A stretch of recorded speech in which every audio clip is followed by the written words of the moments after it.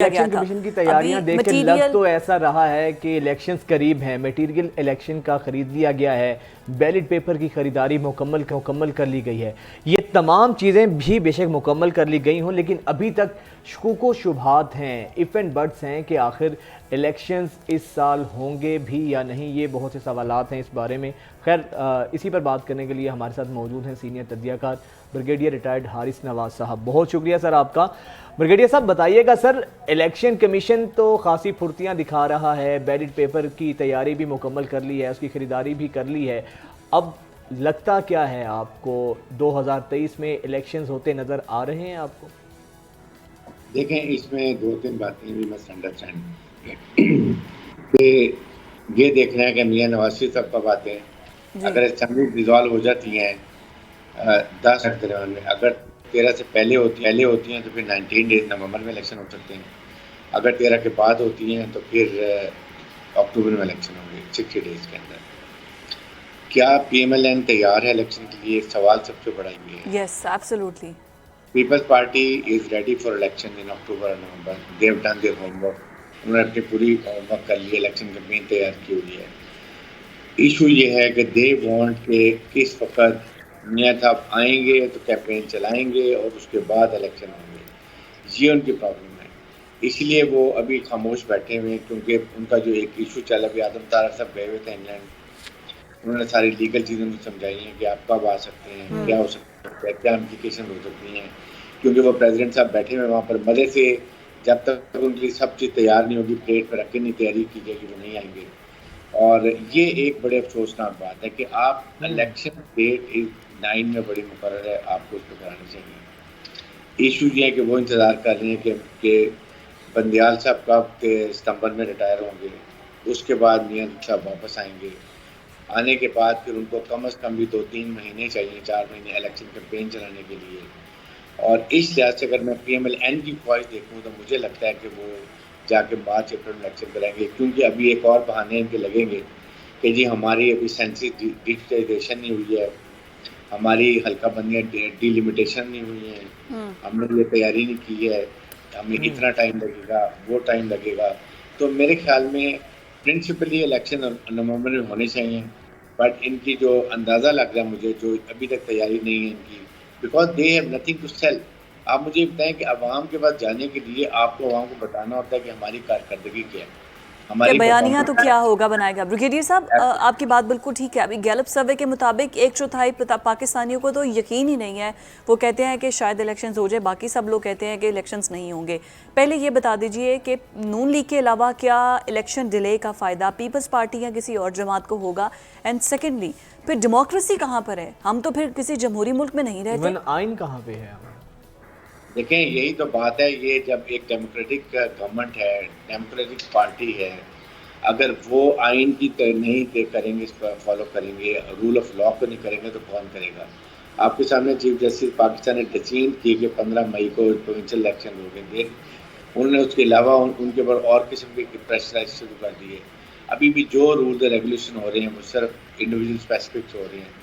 क्या अवाम अपने नुमाइंदे जो असम्बली में लेके जाते हैं, इसलिए लेके जाते हैं कि वो इंडिविजुअल स्पेसिफिक हों, या अवाम की भलाई के लिए हों, अवाम की हेल्थ के लिए हों, अवाम की एजुकेशन के लिए हों, अवाम को सिक्योरिटी के लिए हो, लाइफ प्रॉपर्टी सिक्योर हो? कोई ऐसी बात की आप बताइए। 4 महीने में पिछले जितने भी असेंबली के सेशन हुए हैं, जितने कैबिनेट की मीटिंग हुई है, क्या उसमें किसी एक ने भी अवाम के लिए कोई बात की है, या महंगाई की बात की है, डॉलर की बात की है? बिल्कुल सही कहा, लेकिन ब्रिगेडियर साहब सवाल ये है, ये जो PMLN टाइम गेन कर रही है, अब आपको लगता है जो टाइम गेनिंग की पॉलिसी है इससे फ़ायदा होगा, या वो इस चीज़ का वेट करें कि इकोनॉमिकल सिचुएशन ज़रा बेहतर होगी तो हमारे पास आवाम को कोई फेस सेविंग हमें मिल जाएगी? आप समझते हैं कि ये टाइम गेनिंग का फ़ायदा PMLN को हो सकता है? देखें, यही तो उनका प्लान है कि दे वांट कि उनको कम से कम 6 महीने मिल जाएं असेंबली डिसॉल्व होने के बाद, ताकि वो इसके अंदर अभी वो जाने से पहले अपने एमएनए एमपी को फंड एलोकेट कर देंगे, डिश आउट करेंगे। फिर उसके बाद जब 6 महीने में वो चाहते हैं मियां नवाज शरीफ आ जाएं, इस दौरान में कोई आवाम को रिलीफ दे दें, आवाम को डॉलर कुछ कम कर दें, या महंगाई कम कर दें, इस तरह की चीजें वो पूरी कोशिश करेंगे कि जब इलेक्शन में जाएं तो वो इलेक्शन का मैनिफेस्टो क्या बनाएंगे, इलेक्शन का स्लोगन क्या बनाएंगे। ये कहेंगे कि हमने देखें आपके लिए ये कर दिया, हमने आपके लिए नहर की दूध की नहरें बहा के ले आए, हमने डॉलर कम कर दिया, हमने महंगाई कम कर दी, हमने गैस और बिजली की कीमत कम कर दी, हमने डीजल पेट्रोल की कीमत कम कर दी। ये वो कोशिश करेंगे। ये कब होगा? ये सब बातें कब होंगी? ये तो हम सिर्फ कह रहे हैं ना, हम ये कह देंगे वो कह देंगे, रियलिटी में ऐसा कुछ भी नहीं है। ज़रूरी मुल्क है हम, और गंदम की हमारी बम्पर क्रॉप हुई है, लेकिन हमने आटे की प्राइसेस ही मार्केट में इंक्रीज कर दी हैं।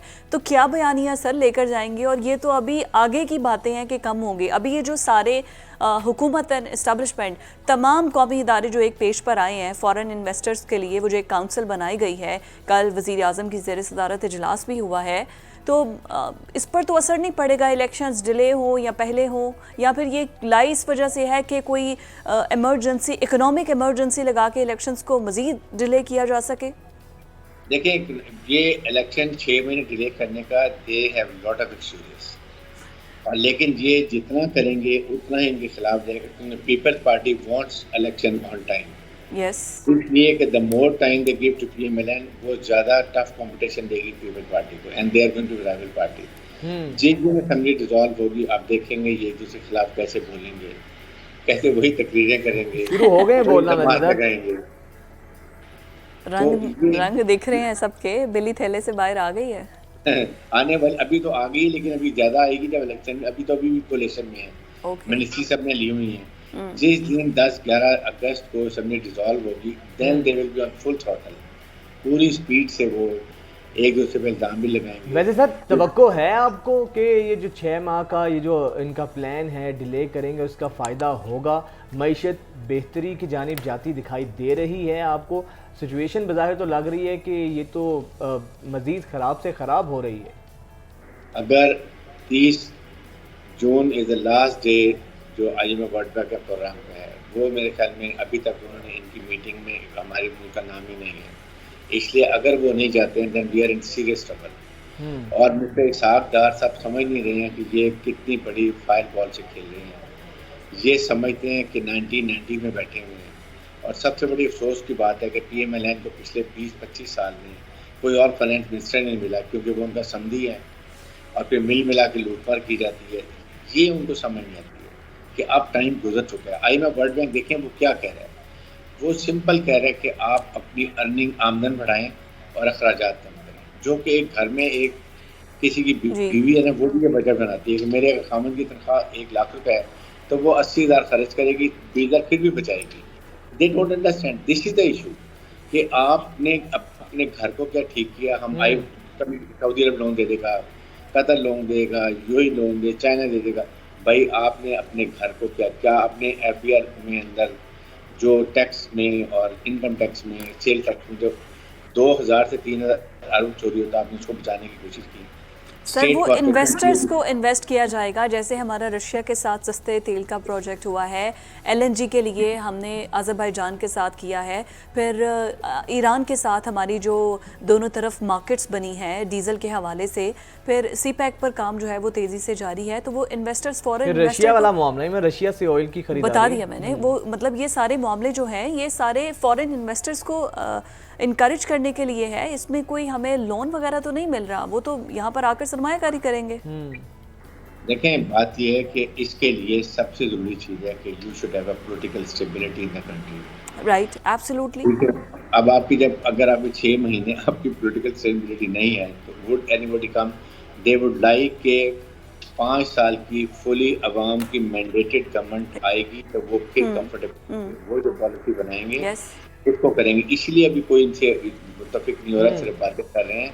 IMF वर्ल्ड में लोन वगैरह वो कहते हैं आप सियासी इस्तेकाम लेकर आएँ, सियासी पार्टी में मिल के बैठें और फिर हमें कंफर्म करेंगे you're all on the one page. ये भी नहीं है, इसलिए नहीं है कि वो बैठना नहीं चाहते हैं, ना कारकर्दगी है, ना कुछ डिलीवर किया है, और उसके बाद इलेक्शन लेट करना चाहते हैं। आपने देखा है कि पीएमएलएन के जलसों में मरियम नवाज सवाए PTA चेयरमैन को गाल गलोच के अलावा तोशा खाना चोर, फलां चोर, ये कर दिया, वो कर दिया, इसके अलावा कोई उन्होंने और बात की कि हमने ये कर दिया, हमने किया है ना सर। नैब कवानीन में तब्दीली करके केसेस ख़त्म करवाए हैं, फिर अभी चेयरमैन सेनेट की मराद में हज़ारों गुना जो इजाफा किया है और क्या चाहते हैं आप और क्या करें? तो यही वो पीटीए चेयरमैन कहते थे कि जी ये आए हैं अपने केसेस ख़त्म करने के लिए, नैब को ख़त्म करने के लिए, ओवरसीज़ पाकिस्तान की वोटिंग राइट ख़त्म करने के लिए, इलेक्ट्रॉनिक वोटिंग मशीन ख़त्म करने के लिए। एग्जैक्टली उन्होंने वो कर दिया। और वो कहते हैं कि हम आए थे, सियासत हमने कुर्बान कर दी रियासत के ऊपर। कहाँ की है रियासत कुर्बान कर दी सियासत के ऊपर। तो ये चीज़ें आई थिंक हमें समझना चाहिए। आई थिंक बहुत ही अफसोसनाक बात ठीक है और सर, सबसे ये बड़ी चीज़ों को समझना चाहिए। बहुत शुक्रिया ब्रिगेडियर साहब आपके वक्त का।